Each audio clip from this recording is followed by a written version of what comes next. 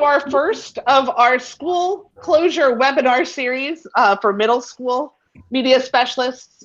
We wanted to break you guys out by level so that you guys can share with your grade level peers. And we thought that was an easier way to do it because every level is slightly different. So we wanted to get you guys talking to each other, talking with us. So I'm going to put these in the chat as well. Oops, that was too sensitive. We're going to ask you to share what your greatest challenge is right now, and that's at bit.ly/middle challenge. And you're going to have to copy and paste these, and then share a virtual teaching resource or tip at bit.ly/middle tip. And while we're going through some of these resources, you can go ahead and type. And meantime, I'm getting a text from Julie Green. So go ahead, answer the text, Lisa, and I'll just throw this out there for everybody. As you're filling out those Google Docs, we're going to come back to those at the end of the presentation and kind of pick through and see what things people have said so we can all discuss them. So go ahead and put your ideas in there and your challenges, and we're going to circle back to that at the end of the presentation. And then, of course, you'll have access to that later if you want to go back and pull up people's ideas and so on. Jot that bit.ly down and or look in the chat for it and write while we talk. So it's bit.ly/middle challenge and bit.ly/middle tip. I'll type them again.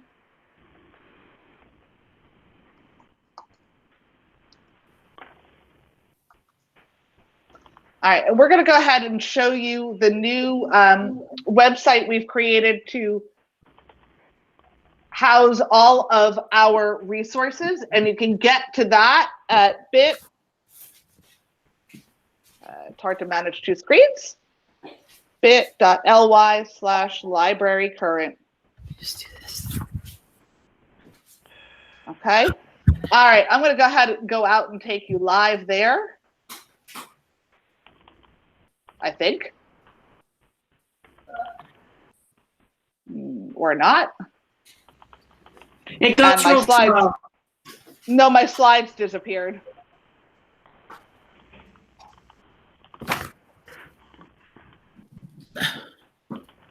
Oh no.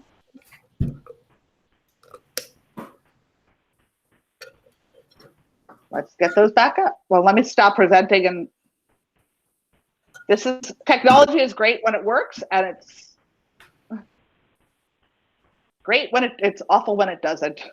All right. I think there's just a big lag too, because I'm trying to. Allison Moe wants to get in. She wants me to send her the link, and I'm having trouble getting the email to open. Gotcha. All right. Hi, Vicki. Hi, can you see me? Yes. How do you see me? That's the way it works on the Google Meet when you're talking and actually. Oh, no, I don't have a camera. I'm using it through my phone. Oh, excuse me, you're not moving. That's my bad eyesight. Oh, okay. It looks like you're sitting there, so in the photo. Oh, really? Oh, maybe Yeah. I don't know how that works. Okay. Yeah, no, but All it's right. a photo. I see it now. Okay. All right. Can you guys see? Can you see the Library Current website now? Yes. Yes. Well, as I just let it go, but it's going to be that kind of day. So this is our front page of the Library Current. We've got our entire schedule of Google Hangouts, so you'll be able to get there from here. We are archiving our Library Current Twitter feed here. And also on the homepage, you'll see there's a link to all the recorded Google Hangouts. So you'll always be able to get them. Yesterday's, and you'll be able to see any other levels Google Hangout you'd like to see. We then go into some resources for teaching from home. Again, links to our weekly Google Hangouts. Again, the links to the recorded ones. We've got a Flipgrid forum for you. Some more helps. And then the Google Sheet of information we sent out for you guys, broken down by level, elementary, secondary, and then all the helps for teaching online are here. And we've also embedded a curated wakelet of resources for digital teaching from Joyce Valenza. We've broken these resources down further by level. So I'll go to your page. Here's the middle school resources. This right here is phenomenal reading. It is a blog from a middle school IB teacher, and it really goes into the ins and the outs of digital teaching with an infographic that will help clear it up for almost everyone. We've got a link to the Library Guild Digital Library that is now, their ebook platform is streaming free for a limited time. Links to the Mac and Via books. And how to start a book club online with your kids, with links to the public library. So this is a great way to get your kids attached to some books that are different from our Mac and Via collection. Things in the Hoopla collection through the public library are simultaneous multi-user. So that's a great way for them all to be reading the same book at the same time. We've also got a specific link for how to run a virtual book club with middle schoolers. And then, Holly, you might want to talk a little bit about this because you were responsible for the Checkology. These are media literacy lessons. Checkology has gone free, even though if you go on the site, you might see things about being premium. I know that's a long read, but rather than doing a workshop on it or explaining, if you want to engage in these, this is from the News Literacy Project. I was working on getting this through TCC. Doesn't matter now because kids are outside the network. These are excellent lessons on media literacy. There's very high quality video that goes with the lessons, but you do have to connect your kids to their own account they create. So use it, judiciously and with discretion and with direction, and engage in it. It's not just, here kids, here's something else you can log into. It's not meant to be used that way. So read it and explore their site if it's something that you have time, or there are lots of people asking, what can I teach? What can I engage with my kids with? So this is one example, but it isn't just a resource. It's not a database that they go click on. It's not self-directed totally. It's if you want to have something specific to engage with your kids, you could look into Checkology. And then there's a link below that, 200 more ways to teach digital citizenship or something. I forget what I called it. I can't see Lisa's little screen right now. I see it this big, okay? 200 more ways. I helped build the site, what it says. But at the bottom of that one, under Checkology, it does give you a link to a whole bunch of other resources to teach digital literacy and news literacy. So it's something to look at if that's something that you need to make use of your day with the kids. One of the things, we didn't post it, but I'll put it here, but you may not need it after we do this. Do notice that we included next to the information about the book club, how to get an e-card from both libraries, the Palm Beach County Library System and the Mandel Library at West Palm Beach. The Mandel will give you a card if you're from anywhere. So you don't have to live inside the city limits to participate in that library, like some other municipal libraries. So your kids can get a card and then they can access their ebooks. So from both those systems. So that's something to encourage your kids to do. And it helps you with the book club idea. So that's there to share out if you haven't already done that, or you can go to those web pages and figure out your own way to share it in your Google Classroom. But that's two important things to share with the kids.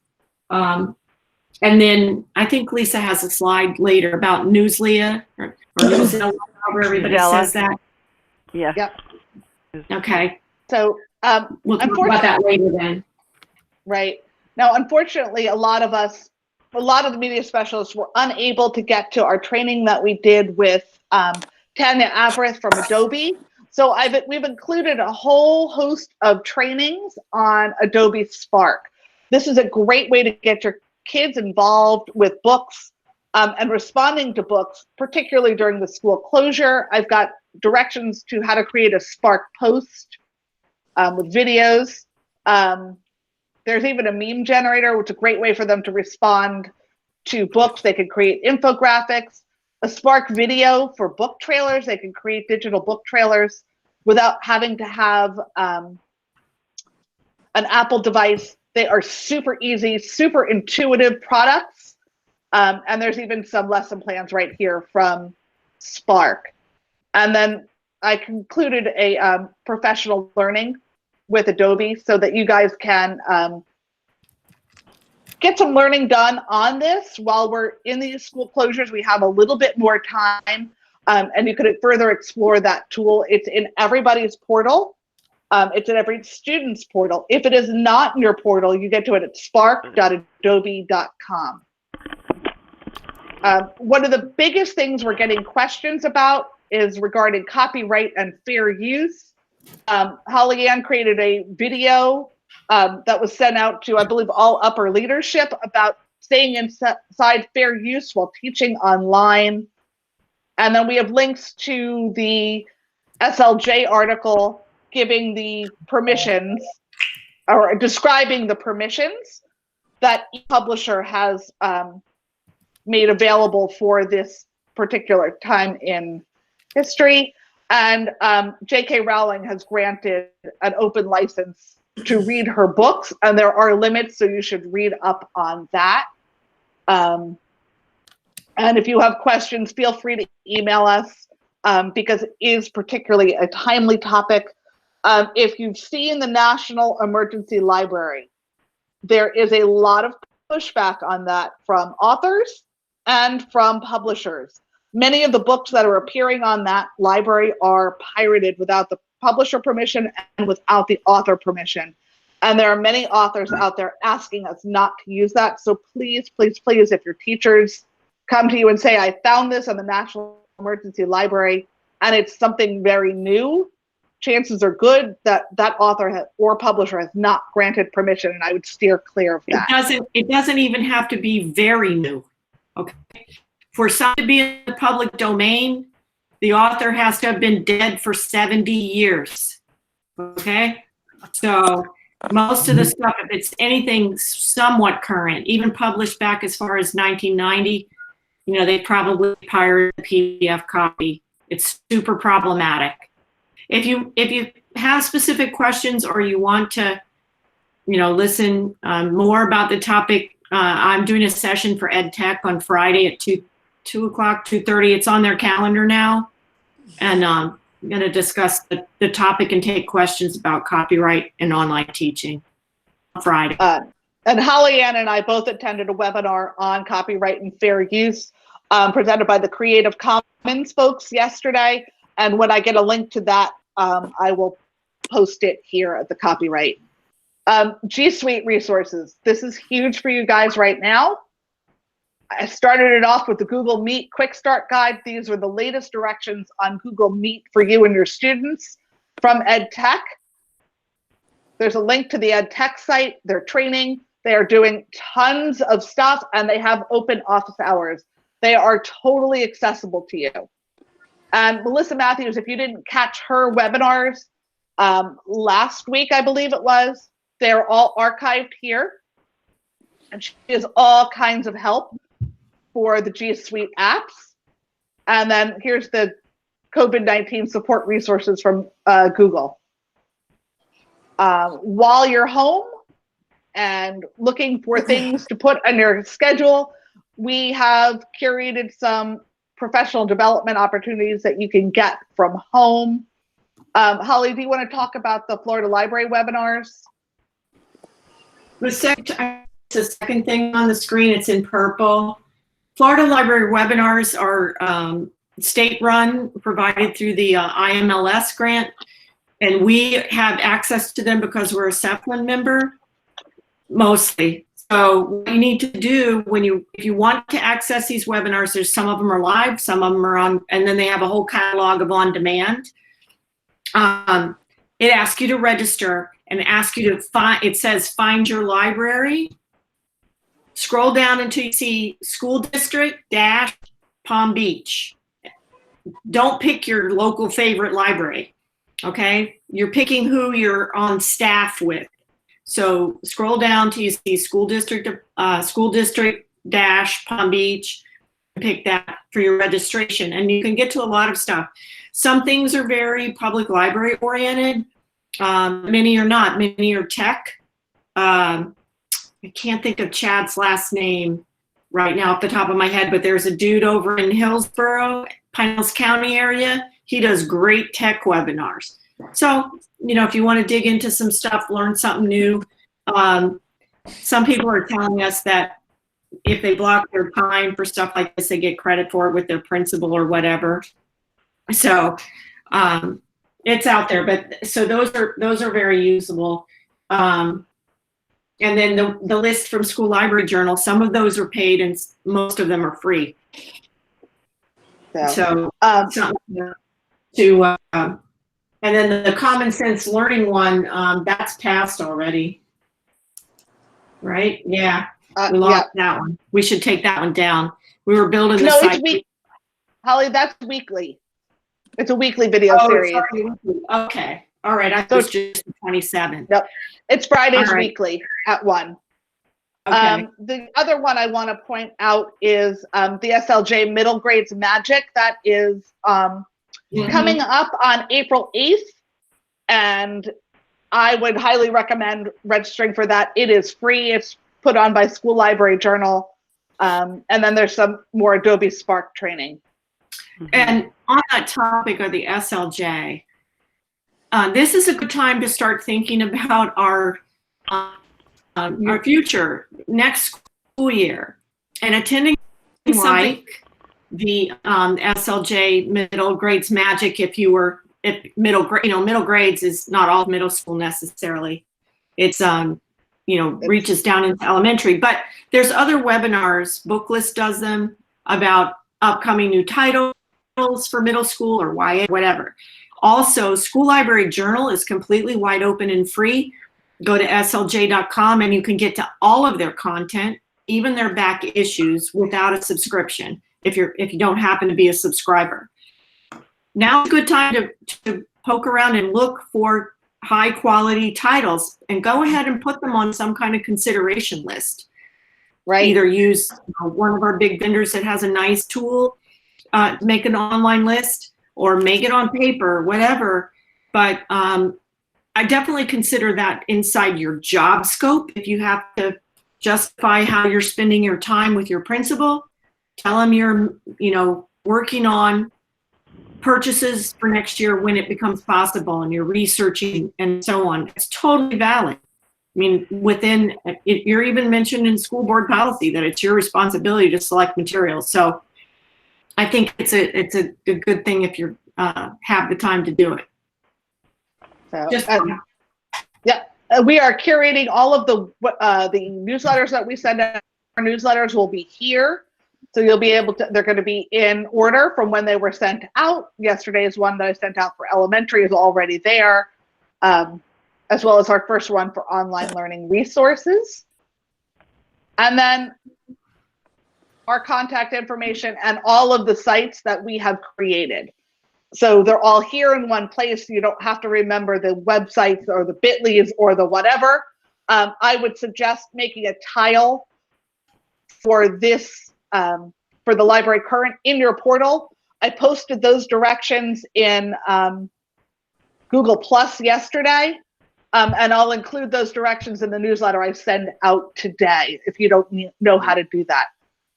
So it's just it's basically a bookmark in your portal, but every time you go into your portal, then you can find this website easily. All right. So some new resources that are going on.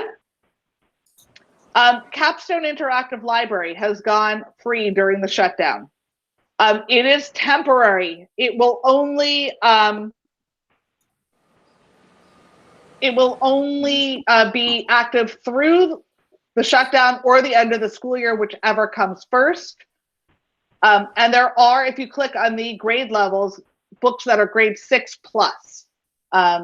So definitely you can share this out to your students, and it is a tile in the portal. And to get there, you're going to have to search interactive ebooks. And the links to the books happen to be permalinks.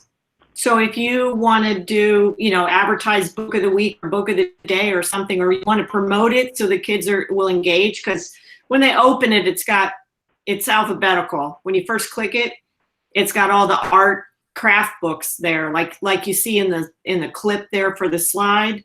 And so middle school kids are going to go, bleh. But there's some new Max Axiom graphic style novels. There's some stuff that you might be able to get them to engage in. So open the book, copy the link, and test posting that in your Google Classroom, to highlight that book. It's a way to get them to go straight to it, because they'll open it and see all those kind of kindergarten-ish looking craft books and go, no thanks. Right. Closing it. Yeah, make sure that they know that. Mac and Via has some free ebook collections. Okay. Has anybody already done this? Me, I have. Okay. So, I have as so well. just some comments. The free books that they announced yesterday are multi-user and they're nonfiction. They seem to be pretty, middle of the road, whatever. So think about this. There's thousands of them. What's the middle grade? The middle school package was 3,372 titles. Nobody's going to find those in cyberspace without a little promotion. So do the same thing. Maybe hide a cover so you can. I haven't tested permalinks inside Mac and Via. I don't know if that works, but you could try screenshots, or you could whatever to get them to find interesting. Do like book talk them, so to speak. Right. And also connect them to your teachers.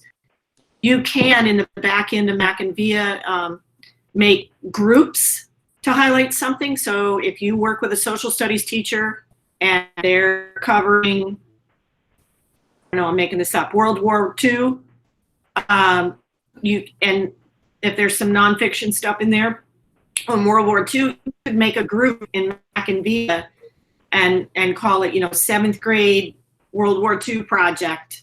And that would help the kids find the stuff that is pertinent to them. So there's a lot of ways to promote it, and it's great to download it. But if you just stick it there, you've got 3,000 things that are in cyberspace. They're not really going to benefit anybody. So and plus you'll be the hero when you connect and teach to stuff if it's really useful. But you got to kind of dig into it and see, what matches. The other collection that's free is classics. And so everybody thinks of the word classic as kind of, they're all benign and they're all excellent and there's nothing controversial because it's a classic. And that's not necessarily true. Classics were great books in their day. Sometimes they're still much beloved, like Alice in Wonderland, or I'm trying to think of middle school title. I looked at the titles they were offering in the classics. You need to look over those carefully if you add them, and see which ones maybe are not suitable for pleasure reading because they require historical context. And the example I'll use is Uncle Tom's Cabin. Uncle Tom's Cabin was in the elementary classics collection. Now that work has historical impact on the argument about slavery. But just as a pleasure read, it may invoke a sense of racism. So you need to look at those classics with an eye of how will these be viewed today? Do they need instruction around them in order for them to have relevance, or for students to understand, what they're coming from? Very, very old classics, particularly old picture books from How are the you 40s, doing? they can sound flat out racist in their illustrations. So I'm not saying not to download the classics, but you need to look at them and maybe make a group on your Mac and Via page that highlights some of the quote better ones, and call it classics. Because these things that they're giving you free right now is they're all multi-user. Does that mean unlimited user? Yeah, unlimited multi-user. Okay, great. That's what I was wondering. Yeah. So look, another source of those is through the public library and their Hoopla collection. Those are multi-user. And it would be a great way to help you with book clubs. Just be advised that we have not curated that collection, and both Holly and I have found some stuff that parents may not be super thrilled with. I will say that was at the Cloud Library, not in Hoopla, but they can access the adult books. So do that with caution. I thought that with Mac and Via they could, Lisa, I thought with Mac and Via that multiple students could read the same book as long as they don't check it out. No. They can. Well, so they can, multiple students can read the same book if they're not checking it out. But once people start to check them out, those copies aren't available. So it's not a good way to go. But that's not correct. Okay. That's not correct. They are not simultaneous multi-user titles, all of them. The front list fiction, there's 33 copies that we bought for middle schools. And 33 kids can open those and then it's done. When one copy is open, no other kid can open that copy. Technically, it's meant to work to where you have one copy. We did it to support the Sunshine State and the Battle of the Books. So the frontline fiction that's in there is single user copy. When the copy is open, it can't be used by anybody else.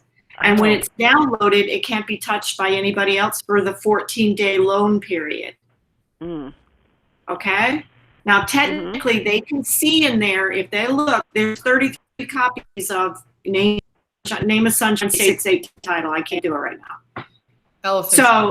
But after those are all open, there isn't any more access. The free books that we're talking about here, the free collection of nonfiction, the classics, those are multi-user, simultaneous, unlimited multi-user. Okay? So Okay. Yeah. This one. And well, what about the ones that come from the JLG? Was it? No, it was. Those are simultaneous multi-user, the streaming collection. Okay. Yeah, and those directions are on the website, how to connect your kids to that. You'll have to do that. Follow their directions. It's pretty simple. There's a generic password. Yeah, what it is a small collection of rotating books. They come and go. But it's good frontline fiction usually. Right. I did look at the selections and they look pretty good. But I didn't get a chance to go all the way in and find out how to connect with my kids because I was setting some other stuff. Yeah. Right. So it's there from the web page that Lisa showed you. The directions are there. Yeah. All right. Moving on. If you're a Title I school, you can go to openebooks.net/get started, and you can get ebooks for your students free of charge. I'm not sure how all of it works. You would have to go to Open eBooks and research it further, but you do have to be a Title I school. If you're not a Title I school, this will not work for you. And it works with codes, and you have to get the codes to your students. So if you don't have a way to get the codes to your students, this may not work, but it's another option and another platform for getting free ebooks. Gail, Lisa, go ahead. couldn't I get the codes? Like I set up a Google Classroom. I haven't had it approved by my principal yet, but couldn't I get the codes like to English language arts teachers since we are a Title I school? You can. Once a code is used, the code is dead. So teachers have to assign a code to an individual student. That is their one code when they download the. Yeah, they're unique. Okay, one unique code. It's not simultaneous either. Okay, I got you. No. Once you get in there, the books are simultaneous user. The code is unique for the kid.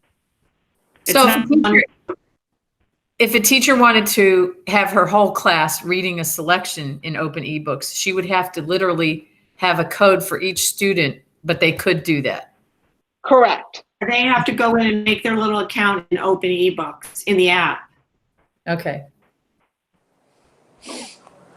Thanks. It's tedious on the front end, but after that, it's seamless. Yes.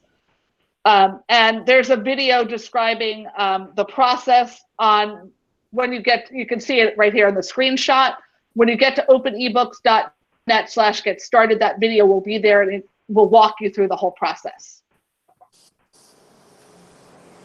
Gail has some great resources right now for helping to get your teachers more comfortable with the online teaching. I downloaded the K-12 playbook this morning and it looks great. It's a wonderful way to help your teachers with the tech and kind of transforming their lessons to a digital platform. We all get mostly naturally that your online lessons have to look completely different than your in-person lesson. And there's also on our Google Sheet, it's the very first one on the resources for taking your learning online page in the Google Sheet from John Spencer about this very topic, that your lessons need to look different. You can't take what you did in the classroom and throw it online and have it be effective teaching. What is effective teaching is going to be completely different. And this K-12 playbook will help your teachers and you to help your teachers through this process. Newsella, there's a tile in your portal now. Tasha wanted all of us to know that. It is active. Newsella has gone free during the shutdown. Okay, so you have access to all of the premium content in Newsella. So just a little detail about that tile. So you're prepared once we go off this crisis mode. The tile has always been there because they, for one time or still do for the Trailblazers or something. So it was there so that they could get to their accounts. When this ends and the free access ends, the tile will probably remain for that reason, but all of a sudden it won't work. So just tuck that in the back of your head, because everyone's going to go, oh, the tile is broken. And well, it's not really. It's just going to revert back. And only those Trailblazers that they were paying for their accounts are going to be able to get in.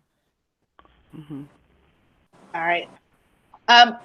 This was a resource I came across while I was on Facebook, and Facebook has been a huge source of resources for taking our instruction online. This came from BookSource Banter.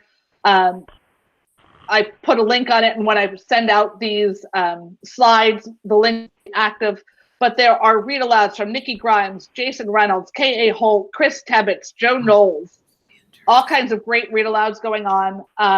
Kwame Alexander is reading every day live, and I think it's at 2 o'clock on Instagram. He is reading The Crossover. You might want to get that out to your kids. He's been hilarious. I've been following it. The author response to this has been nothing short of phenomenal. And we're trying to get those resources out to you as much as we can. This might be really helpful. This is from Elizabeth Zadrowski. She created a schedule for herself of when she's available, what she's doing, so that she has a daily schedule that her administration can see, that her students can see, that her teachers can see. And on it, she has links to open office hours, to live lunches with her students, links to her, all kinds of things like that. And she's got it color coded, and this will probably help keep you organized and connected to your students and your faculty and your administration during this closure. That's the hardest part about it, is that we all feel disconnected. And I highly recommend that. Kimberly Bauer created office hours on her calendar, and she sent that calendar out to teachers so her teachers can sign up for office hours. There's multiple ways of doing this. And you have to figure out what works best for you.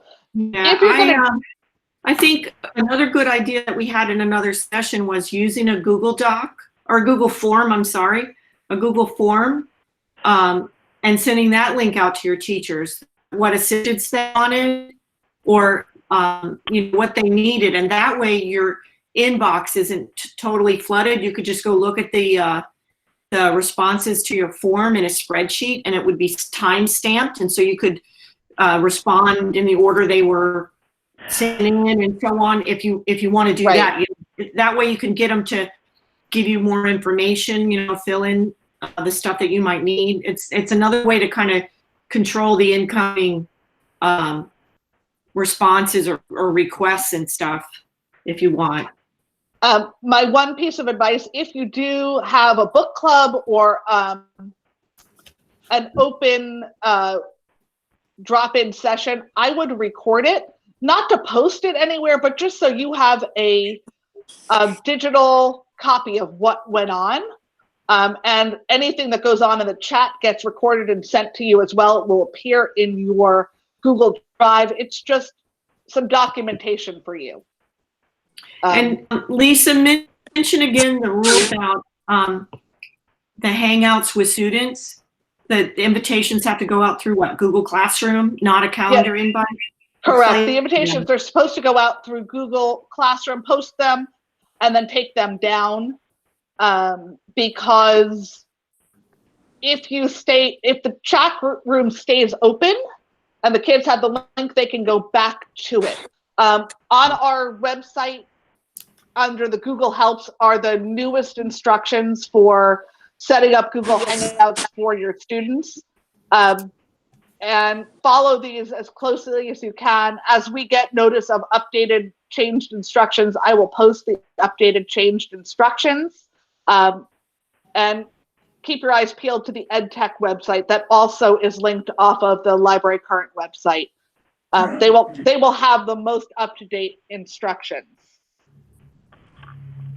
All right. And on that, just to tag on to that note about checking back to our Library Current website, just in case, if you've opened it a lot, you might not see our changes. So when you open it, maybe refresh your page so that it picks up the latest changes each time you open it. And something's landed in my inbox that since we have you online, I'll put this out there. If any of you are in the group of people that chose the Mac laptop for your 8430, or for that matter, the iPads. The iPads are in storage and we cannot release them because we are not allowed to go in the building, and we're not allowed to have that close contact with people. So they are safely stored and you will get them once we're allowed to operate normally. The Mac laptops, it's the same, only we're having difficulty because that order, the shipment, got caught in the shutdown. So we're working to get a hold of that shipment. So any of that material in the desktop computer, same thing, they hadn't been dispersed. So you will get the material, the equipment. It's just it just will have to wait until it's go back to normal. So pass that along when people are asking, and I need to send out an email blast because everybody's asking because they would like their devices, but unfortunately it's not possible. We're sorry.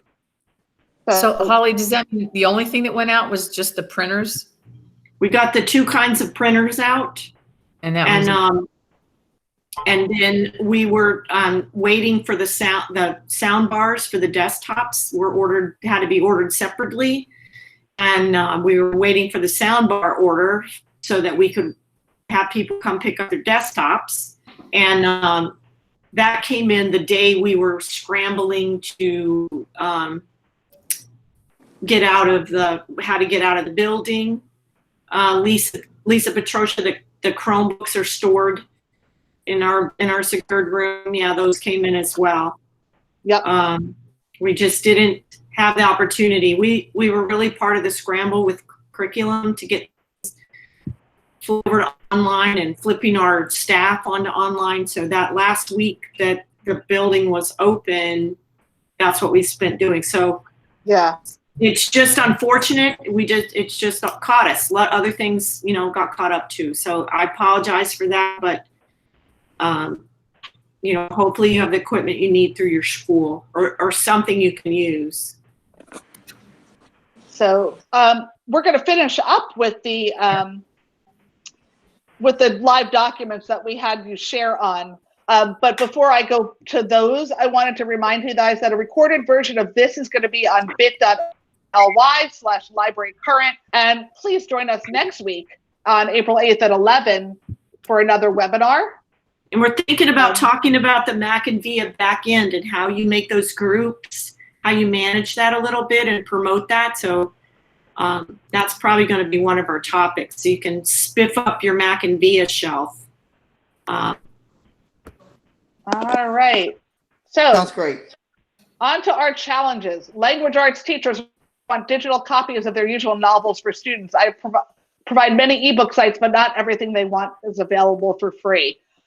It's a challenge, Amy. It is such a challenge, and we are doing our best to get you as many simultaneous multi-user ebooks as we can. But Hoopla might be the answer to their questions. I know there was one media specialist that emailed me that her teacher wanted to do the Lightning Thief, and that's available simultaneous multi-user at Hoopla.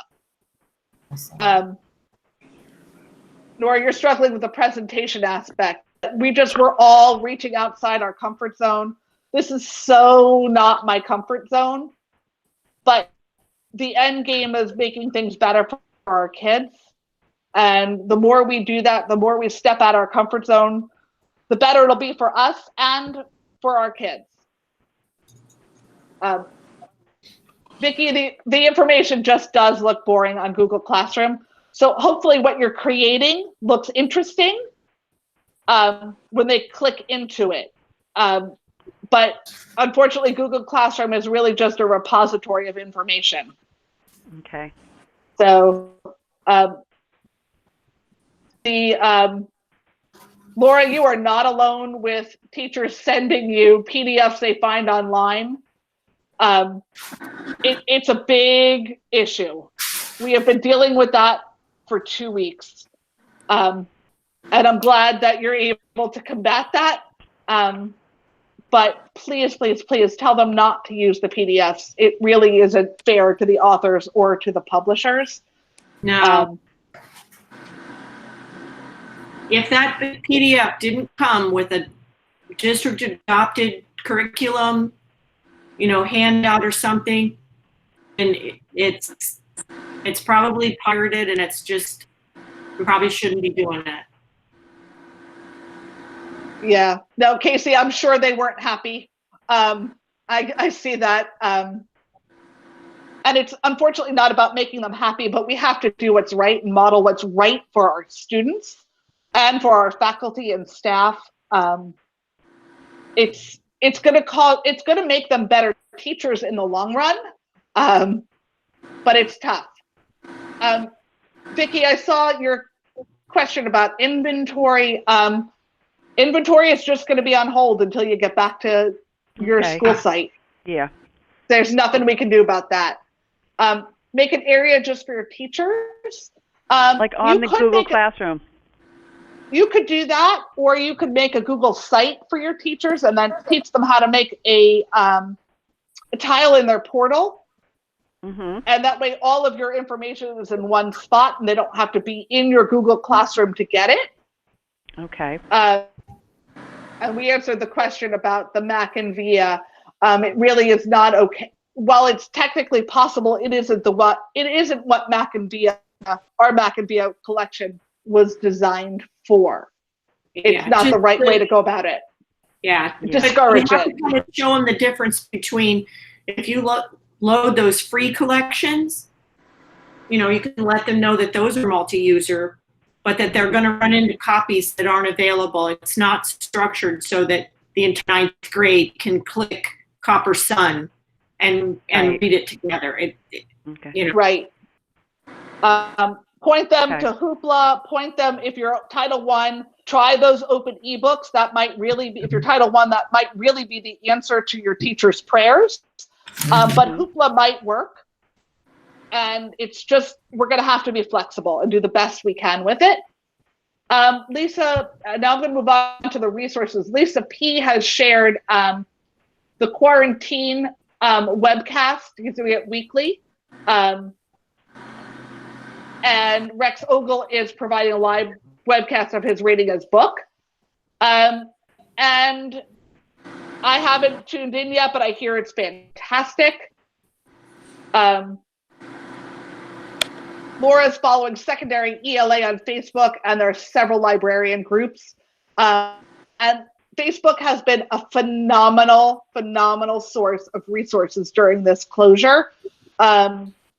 There's Operation Read Aloud. There's groups for teaching from home. There's all kinds of information out there. And join those librarian groups. If you are interested in what some of them are, send me an email and I will look through my Facebook. I seem to get notifications ad nauseum about them. Sometimes it's difficult to tune out, but I will try to put together a list of the ones that I'm a member of and see if that helps. Another thing that just launched yesterday, Common Sense Media launched Wide Open School. You might take a look at that. If you just Google Wide Open School, Wide Open was one word. I'll put it into the resource thing, and you click a grade level, and there's materials for all different subject areas. You might find some things in there to direct your teachers to. You can always count on commonsensemedia.org. I mean, they do, and you can dig down in the resources and how they rate them and so on. So that's another good place to look. It's not a place to find free ebooks or anything like that, but some instructional stuff you might share with your teachers. Right. Nora's having a research contest based on a book, characters named for places. So you're researching those cities. That's a great idea. And they can then, I like that a lot. And they can use Spark for that. They can make a Spark page. They can make a Spark video about that. It's a great way for them to respond and share that research in a non-traditional way. Casey, I agree with trying not to overwhelm your teachers with resources. I would highly recommend creating those Google sites. It just is one, that way everything is in one place, neatly organized. They can get what they want and they can have a tile in their portal for it. And that was really it. So shoot away with your questions if you've got questions or concerns or something you'd like us to cover. I have a question. Go ahead. I'm not sure what I was looking at, but I saw you had a Padlet up, and I'm sure those have been around for a while. I've just never used them. Does the district have, is that something you purchase separately on your own, or how does that work? Right now it's free. Mm-hmm. So have it on the website. I did that on there's my one. account. I'm getting there. You just go to Padlet and make an account. That's what I saw. You want to make one. You have a little account, And then it works by everybody presses that pink circle with the plus in it, and you can post your ideas there. And it just refreshes. But yeah, you can just go, it's not a district thing, but you can go to Padlet and make an account to do that. And you can, similarly, you can use Flipgrid in the same way. And it's just a video version of Padlet, basically. You could have kids responding to books, prompts, things like that. Actually, I'm going to point out something from our elementary page that I think might be great for you guys, which is this. Prompts in Google Classroom. Must read Monday. Have your kids to find a book in Mac and Via and tell them why they must read it. These graphics, super easy to create in something like Canva or Spark. Trivia Tuesday, What a Character Wednesday. These are just some of the things I've found. And these are linked on the elementary page, but I think they could pertain to middle school as well. Anything we can do to get our kids talking about books. You know, I think I would use caution about the Flipgrid from your standpoint as media specialist with the whole school, since the kids are at home and possibly unsupervised. If you want them to share, I think I'd go with the Padlet that is just words. It's different if teacher who they know knows them by face, knows them and has their parents' phone number, you know, to let them Flipgrid, you know, to their teacher. It's problematic. I'd be careful about that, what the kids might do. And once it's, you know, it's sent and it's on the flip for them to see, everybody else to see that's in the Flipgrid. So I'd use caution about throwing a wide open out there to kids to respond on a Flipgrid to you, you know, because they might feel mistakenly, but they might feel they're super anonymous. And, you know, once it's sent to you, that's really problematic. Yeah, I'll look into whether or not you can delete a video from the Flipgrid. I believe that you can set a permission to where you can say you have to preview the video before you allow it to post. Yeah. But, and that would be the setting. That's the setting I would do. Yeah, you need to use a lot of caution. Definitely. So, Julie, that's a great idea about videos of Nashville sites. One of the things I saw on Facebook was to create like, and this would work with your 13-year-olds and up, but to create like a virtual tour using Google Earth. And you could do that through Nashville or any other city. And you could take them down to Street View. Cities that are connected to a novel. Yep. Yep. Vicki, I think if you go on the instructional site that they've pushed out, I think if you dig around in there, that's where the current curriculum things they're following. I think that's where they are. Or are they still using Blender? I'm not sure. Okay. It's because it's a mix. There are two choices for instruction. Kids go directly to that site the curriculum made, or their teacher is teaching them directly through a Google Classroom setup. That's the two. Okay. So I'm just trying to see like what I've asked, you know, in my school, like what is like a curriculum map, you know, and my principal will say, well, just the department head should send them to me, and they don't. So it's like I'm always trying to find out what are they actually teaching to keep up with the, you know. Yeah. It's very hard to follow when I'm not getting the information. Absolutely, it's a struggle, and now we have an extra barrier of the you know. I've asked to join classes, but I don't want to join every class in middle school. It's too many. No, so like we talked the other day. Yeah, you'll get an email every time something posts. Exactly. You won't be able to make sense out of your inbox. But Vicki, maybe you can join the PLCs, and I assume they're still meeting virtually. And Yes. that way you can figure out what they're teaching this week, and then you Okay. can infuse your resources by attending those PLCs virtually. Okay, that's a good idea. So ask them if I could. How do I do that? How do I get in? I would ask whoever is in charge of those PLCs to invite you to those meetings, and Oh, okay, then you I join gotcha. those meetings, and that would be a great way. Okay. And you could help them plan and be a resource to them as they're making their plans. Got it. 'Cause Okay, great idea. Yeah, all right, that's a good one. it's Thank a lot. you. I mean, you're Yeah. welcome. All of this is a lot. All right. Oh, Casey, this is a big one. Suggestions for media clerk responsibilities at home.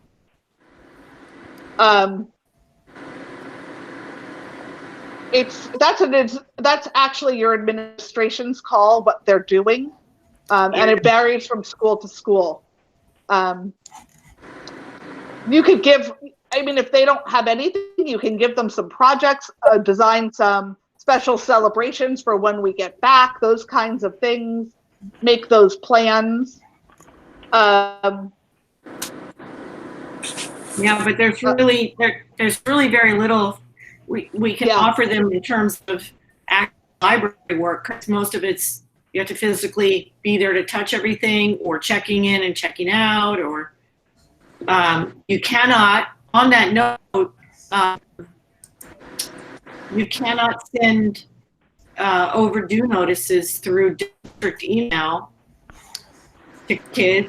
Not that that would be very effective. It would confuse them, because what are they going to do? They're not allowed in the building. But I don't know if anybody just has decided to do that for something for the clerk to do.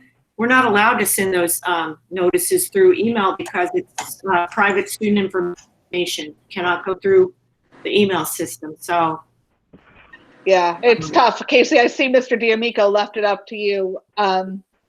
That's find some little projects, things that you were wishing, celebrations you wish you could have had. Research those special weeks, days, months that are out there, and have her make those plans for what to do when we get back to school, how you're going to enact those at school, and then those plans are ready to go when we get back to school. Jennifer, the books, that's been an issue. We have not talked about that in this one. We talked about that with the elementary students. Have them put them on a cart, put them in the return bin, and just leave them for like a week. You can't really wipe down your books per se. no. But the virus does die eventually. If you leave it for a week or two and don't touch them, it should be fine. And after this week, we got this information this morning. Buildings are going to be cleared. They won't be in the building to check in those books, Jennifer. No one's going to be allowed in school buildings after this Friday, including the principals. So that's a moot point too. Just let them sit in, let the virus, if it was on them, die. But also notice Jennifer mentioned that her clerk is inundated with Chromebook checkouts and so on and paperwork, and she manages Messenger and Facebook. This is an example of why we can't centrally decide something for media clerks to do, okay? They're also already using their media clerk in a very valuable way. They already have her basically overworked, but she has a job designated by her school. And so that's why we really don't have any particular, recommendations of what to give them, because it's like Lisa said, it really comes from the school base, and it's different depending on the skill they had before this all started and what they were involved in before that, and what the administration wants. So, we're not slacking on the media clerks. It's a little out of our wheelhouse in terms of, what we're responsible for. Yeah. And unfortunately, there's not a lot of destiny cleanup or anything they can do from home. It's just simply too hard to do that stuff from home. It's too hard to do it accurately without physical access to the collection. Yeah, Mickey, we are all in this together, and we are doing our best to support you guys. It's tough. This working from home stuff is tough. And particularly if we have little ones at home. Mine are not so little, but they are definitely needing some direction themselves. Yeah. As they navigate this online stuff and mitigating their disappointment at not being with their friends. And for my senior, not getting any of his senior stuff. So it's a lot for all of us, and we're here to help. Yeah. All right. Well, this is awesome. So much great information that was shared today. It's the best. Thank you, Vicki. It is. Thanks, for guys. being Oh, here. so appreciative. Hey, I want to hang on afterwards. I demand that Julie Green take us on a video tour of her cool place in Nashville. That's what I want. Yeah. Absolutely. That's right. I'll stop recording, and then Julie can take us on a tour. Yeah. So I'm going to stop recording now, and then Julie, you're up, dude. Does that mean I have to put some pants on? Can you see me? Yes. How do you show what you're looking at? Okay, hold on.